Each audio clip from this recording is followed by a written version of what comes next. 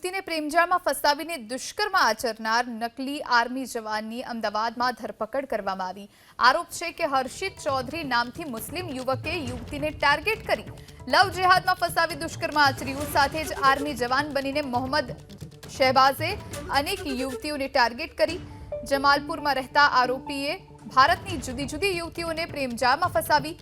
અલીગઢની army ઓફિસરની દીકરીને પ્રેમજાળમાં ફસાવતા સમગ્ર મામલો બહાર આવ્યો।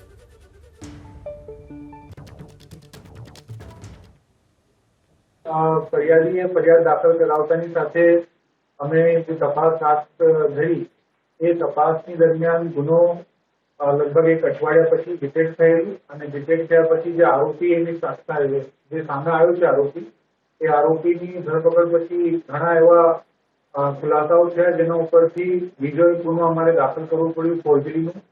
એ જે આરોપી છે શહેબાઝ ખાન એ પોતે એક આર્મીમાંથી રિટાયર્ડ આર્મીમેન છે અને એમને ફોર્જરી કરીને પોતાની ઓળખ એક મેજર તરીકે સ્થાપિત કરેલી હતી। પોતાનું નામ આધાર કાર્ડમાં હર્ષિત ચૌધરી કરીને રાખેલું હતું અને એના આધારે એ પછી આગળ ઘણી બધી મહિલાઓના સંપર્કમાં આવી એમને લગ્નનું લાલચ આપી Shaadi.com ઉપર ખોટા આઈડી બનાવી અને એમની સાથે ફિઝિકલ અને ફાઇનાન્શિયલ એક્સપ્લોઇટેશન કરેલું છે એ તપાસમાં સામે આવેલું છે। એક પછી એક મુદ્દાઓની તપાસ હાથ ધરતા એમની જે વિગત છે ધ્યાને આવતા અલીગઢનું મૂળ રહેવાસી છે।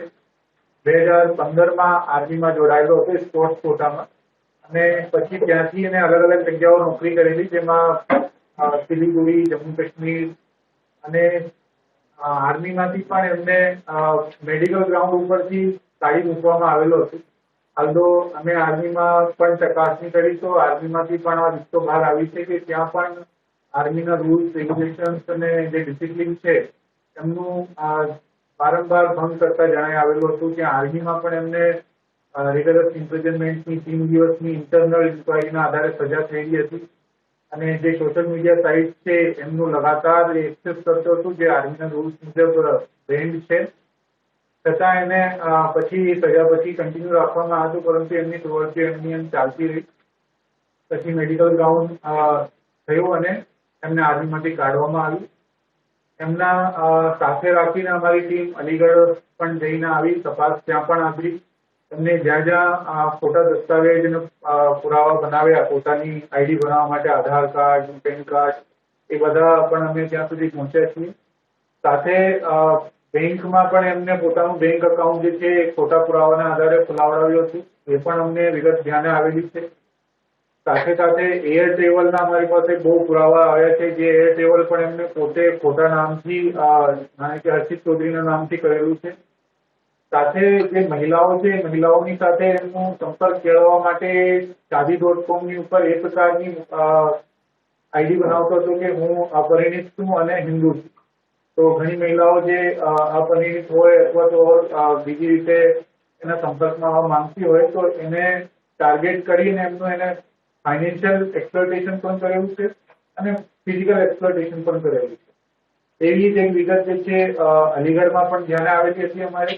ત્યાં અમે જે મહિલાની સાથે આ પ્રકારનો બનાવ બન્યો એમના સાથે સંપર્ક કરીને ત્યાં અલીગઢના એક બંના દેવી પોલીસ સ્ટેશન છે તેમાં ગુનો પણ દાખલ કરાવડાવ્યો છે।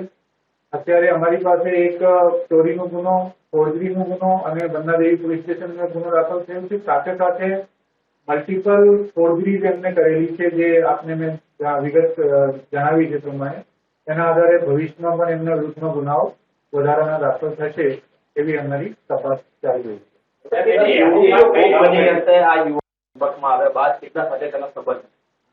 એમની જે પૂછપરછ છે અમારી પાસે જે વિગત છે એ પ્રમાણે અત્યાર સુધી અમે નક્કી કરી શક્યા છીએ કે લગભગ 15ની આજુબાજુ મહિલાઓ છે જે નિર્દોષ મહિલાઓ હતી ખરેખર અજ્ઞાનતાના વશના કારણે એમના ભોગ બનેલી છે અને એટલા માટે જ એમના ફિઝિકલ અને ફાઇનાન્શિયલ એક્સપ્લોઇટેશનનું ભોગ બને છે એવી 15 જેવી મહિલાઓની વિગત અમારી સામે આવી છે। અમે બધાને સાથે આપના મારફતે પણ સંપર્ક કરી રહ્યા છીએ કે કોઈ પણ ફરિયાદ કરવા આગળ આવવા માંગતી હોય તો એ અમે એમની ફરિયાદ ચોક્કસપણે દાખલ કરીશું અને અમે પણ અમારી રીતે સંપર્ક એમની સાથે કરી તો દે. મહિલાઓ ધર્મ પરિવર્તન બાબતમાં કોઈ એવું વિશેષ કોઈ જે બાબત નથી?